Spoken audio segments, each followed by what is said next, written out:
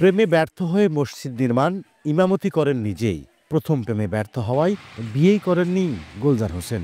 এমন সব শিরোনামে সামাজিক যোগাযোগ মাধ্যমে রীতিমতো ভাইরাল ঝিনাইদহের হরিণাকুণ্ডু উপজেলার পার্বতীপুর গ্রামের ৭৮ বছর বয়সী গুলজার হোসেন। সত্যি কি প্রেমে ব্যর্থ হয়ে বিয়ে করেননি গুলজার? এমন প্রশ্নের জবাব খুঁজতে সময় সংবাদ যায় তার গ্রামে। জানা যায়, প্রেমে ব্যর্থ হয়ে নয়, ধর্মচর্চায় সংসার বাধা হবে এমন ধারণা থেকেই সংসার ত্যাগী হয়েছেন গুলজার হোসেন। করেনি বিয়ে।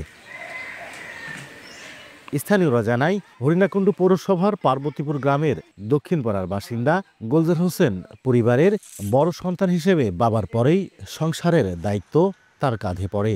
স্নাতক পরীক্ষায় অকৃতকার্য হওয়ার পর বড় ছেলে হিসেবে সংসারের হাল ধরেন তিনি।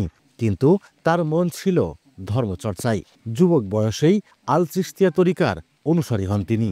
সেই থেকে ধর্মচর্চা শুরু করেন।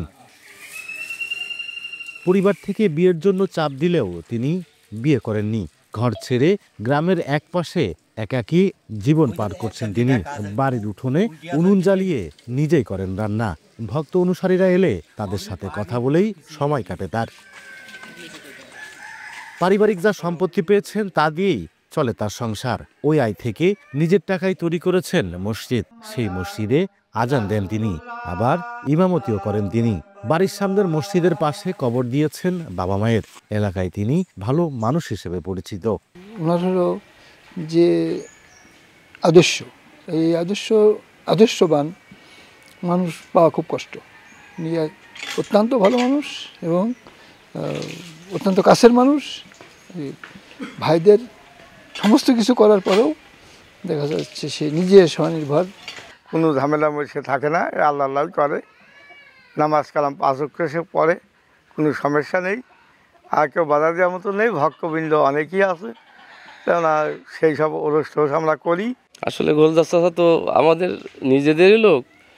সে তো খুবই ভালো একজন মানুষ। তারা 4টে ভাই, সে একার মতো একা এখানেই থাকে। তার প্রশংসার কি করে, খুব ভালো মানুষ সে। সম্প্রতি সামাজিক যোগাযোগ মাধ্যমে তার বিয়ে না করার বিষয়ে প্রেমে ব্যর্থ হওয়ার কথা বলা হলেও তিনি বলছেন, ধর্মচর্চায় সংসার বাধা হয়ে দাঁড়াবে, তাই বিয়ে করেননি তিনি।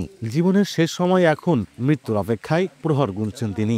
ভালো মতো মৃত্যুবরণ করাই তার এখন যেন শেষ ইচ্ছে। ধর্ম করতে গেলে ওই নারীর সংস্পর্শে যাওয়া যায় না, কিন্তু এই কথাটাই ফুলিয়ে ফাঁপিয়ে তারা ওই করেছে, পয়গম দিয়েছে, বিয়ে হয়নি। তারপরে নারীর কারণে সে সংসার ত্যাগ করেছে, বিয়ে করিনি, এগুলো সব বাতিল। আমার শেষ ইচ্ছা এখন, আল্লাহ এখন আমার নিয়ে যাবে। এখন নিয়ে গেলেই কিন্তু আমার কাজ শেষ।